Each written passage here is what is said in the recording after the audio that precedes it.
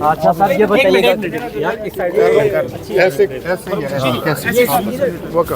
जनाब खुर्रम ज़ीशान साहब ये बताइएगा कि 27वीं आईनी तरमीम आज मंजूर हो गई है, क्या कहेंगे, क्या इसके कॉन्सिक्वेंसेस होंगे बाद में? इसके कॉन्सिक्वेंसेस पूरी कौम जानती है। 27वीं आईनी तरमीम नहीं है, ये गैर आईनी तरमीम है। ये एक कागज़ का टुकड़ा है जिसकी कोई हैसियत नहीं है। इस मुल्क में आइन वो है जो खान साहब, क्योंकि खान साहब पाकिस्तान की 90% आवाम की तर्जुमानी कहते हैं, जो खान साहब कहते हैं वो इस मुल्क का आइन होगा। बाकी ये कागज़ का टुकड़ा है, इसकी कोई हैसियत नहीं। खान साहब की रिहाई के हवाले से बताइएगा जी, आपकी जमात से क्या लायामल है? इंशाल्लाह आपको बहुत जल्द लायामिल मिलेगा और पूरी तहरीक इंसाफ बल्कि पूरी तहफ़्फ़ुज़ तहरीक आइन पाकिस्तान इस पे काम कर रही है। बहुत जल्द आपको इस पे लायामिल भी मिलेगा और इंशाल्लाह आपको सड़कों पे मिलेगा। 27वीं आईनी तरमीम में जो है कुछ मजीद शिकें शामिल की जा रही हैं और कल इसमें वोटिंग होगी। पीटीआई के एक सेनेटर पहले ही बागी हो चुके हैं, अब कहा ही जा रहा है केपीके से ताल्लुक़ रखने वाला एक और सेनेटर कल वोट देने जा रहा है। अब बातें बहुत होती हैं, घोड़ा भी सामने है, मैदान भी सामने है, पार्लियामेंट में आप खड़े हैं, कल भी यहाँ मौजूद होंगे इंशाल्लाह। देख लेंगे। नवाज शरीफ साहब आज असेंबली में आए हैं, क्या कहेंगे उनके हवाले से? आज उन्होंने भी वोट दिया है इसकी मंजूरी में। किसी गैर ज़रूरी चीज़ पे मैं बात करना ही नहीं चाहता। आपको भी पता है कि वो इस वक्त सियासत में उनकी क्या सियासी रेलेवेंस है, गैर ज़रूरी है। का नारा लगाने वाला नवाज शरीफ इस वक्त इस तरह की तरमीम वो कहाँ है? वो नवाज शरीफ तो कहीं नज़र नहीं आते अभी। सर आज अमन जिरगा था, लेकिन पीटीआई के जो केपीके से ताल्लुक़ रखने वाले एमएनएज़ हैं वो कौमी असम्बली में मौजूद थे, जिरगे में शिरकत नहीं की, क्या वजह है? मेरे ख्याल में उनकी यहाँ मौजूदगी भी ज़रूरी थी और हमारे जो वोटिंग का हिस्सा नहीं बन रहे, वोटिंग का हिस्सा नहीं बन रहे, लेकिन यहाँ पर उनकी मौजूदगी ज़रूरी थी। ये पार्टी की पॉलिसी होगी और बहुत से लोग वहाँ पर गए भी हैं। वहाँ पर हमारे सूबाई सदर, इसके अलावा बाकी बहुत सारे लोग, मुझे भी वहाँ पर जाने की दावत थी लेकिन मैं यहाँ पर आना ज़रूरी था तो मैं यहाँ पे आया।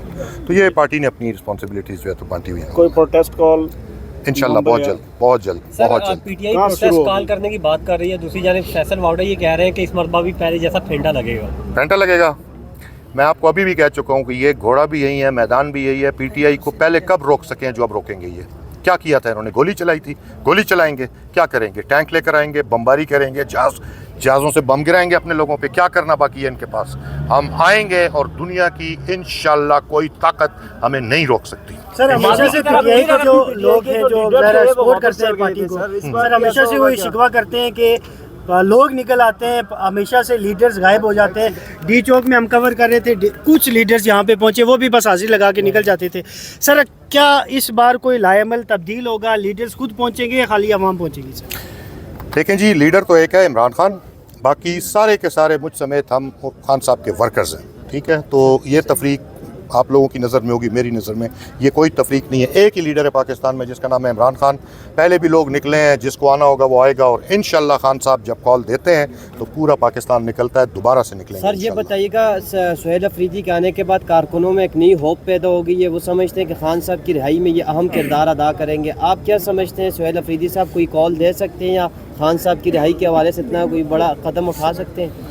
वो कॉल दे सकते नहीं हैं, वो कॉल देंगे इंशाल्लाह। ठीक है, और पीटीआई में जो जोश और जज्बा आज है, ये बहुत अरसे बाद हमें ये दोबारा से देखने को मिल रहा है। पूरी पार्टी मुत्तहद है और इंशाल्लाह सुहेल जल्दी कॉल। सर ये बताइएगा कि सुहेल अफरीदी साहब के ऊपर पीका का उनके ऊपर एक एफआईआर भी काटी गई है, सर क्या वो गिरफ्तार भी हो सकते हैं? कैसे मामला हो सकते हैं? नहीं, पूरे 4 करोड़ लोगों का वज़ीर आला है, उसको गिरफ्तार करें तो फिर सेनेट में आने के लिए आपके लिए बड़े रास्ते में जो हैं वो रुकावटें खड़ी की गई और फाइनली आप पहुंच गए, सेनेट का मेंबर भी बन गए। सर क्या जज्बात है और क्या पैगाम होगा आपको उन लोगों के लिए जो आपको रोकते रहे?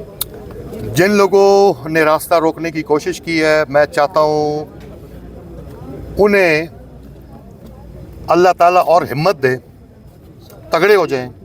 हम यहाँ पे आए हैं और मैं तो एक आम आदमी हूँ पाकिस्तान का। मैं इस ऐवान बाला में शायद आने वाला किसी मज़दूर का पहला बेटा होऊंगा। ठीक है, लेकिन ये ऐवान, ये पाकिस्तान के लोगों की अमानत है, उनकी बात होनी चाहिए यहाँ पर। तो जितनी मर्जी कोई रुकावटें, जब आवाम का समंदर आता है ना तो उसके सामने कोई रुकावट नहीं रुक सकती है और इंशाल्लाह वो आ रहा है बहुत जल्द। पीटीआई इसी महीने नवंबर में इस्लामाबाद का रुख कर सकती है?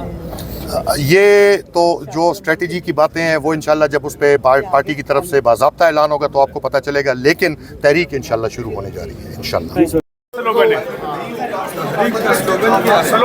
तहरीक का स्लोगन ये शेर है, ऐसे दस्तूर को सुबह बेनूर को मैं नहीं मानता, मैं नहीं जानता।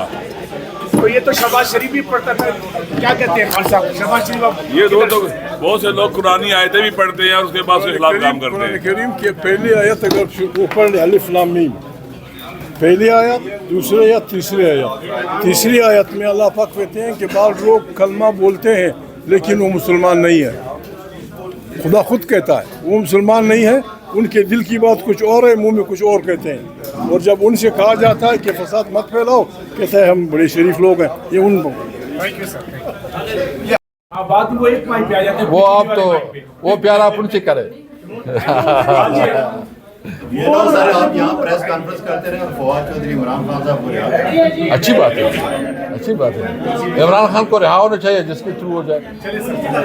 बिस्मिल्लाह। एक मिनट सर, एक मिनट दीजिए बात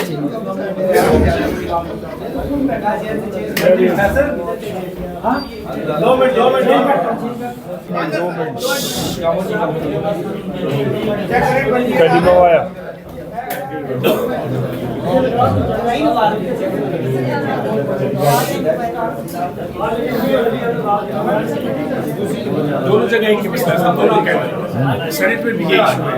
अच्छा, आज एहतजाज किया तो बात करते रहे, उसको कोई वो नहीं, जैसे भी इजी मसला है। आपको पाकिस्तान ना मुकम्मल अपोजिशन नहीं, पार्लिमानी निज़ाम पाकिस्तान का नाम मुकम्मल है। जब दोनों है मालूम पार्लियामेंट ना मुकम्मल है। पार्लियामेंट का तो ये पार्लियामेंट ना मुकम्मल, पार्लियामेंट ना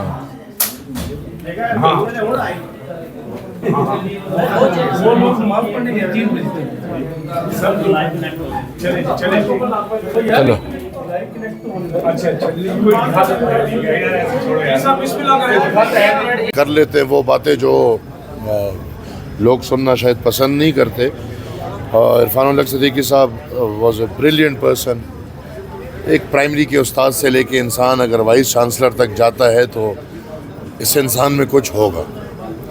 उनकी डेडिकेशन फिर मीडिया की तरफ और फिर मुस्लिम लीग की तरफ, और मेरे ख्याल में मुस्लिम लीग में ख़ास तौर पे मोहतरम मियां नवाज शरीफ साहब की तरफ, तो वो कुर्बानियाँ सबकी आंखों में होंगी। और जिस नज़रिए के भी हो, जो लोग अपने नज़रिए पे खड़े रहते हैं, सख्त और अच्छे हालात में अपनी पार्टी के साथ खड़े रहते हैं, हमेशा जमहूरियत ने उनकी इज़्ज़त की और उनकी कदर की है।